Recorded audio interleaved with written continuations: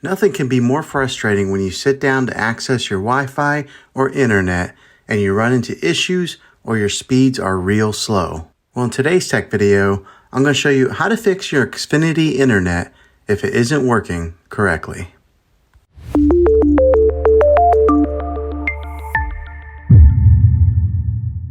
The first one is the easiest one to try, and that's to take any device that you're having issues with, whether it be your cell phone or maybe a TV, and power it down or unplug it from the wall outlet. Powering it down or unplugging any kind of power source going to it is what we call a hard reset.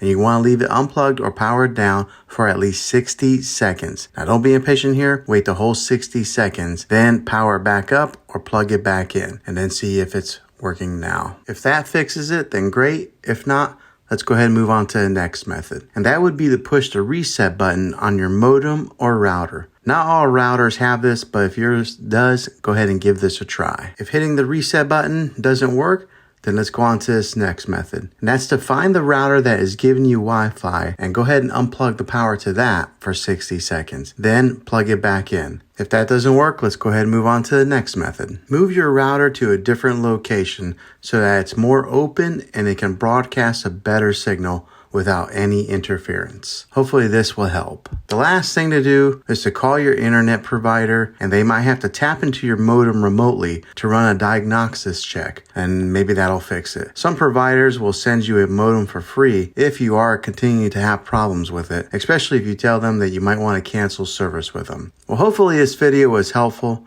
If it was, go ahead and throw a thumbs up on it. Go ahead and subscribe to my channel. I make tech videos all the time, and I'd love to have you back in the next one. Take care.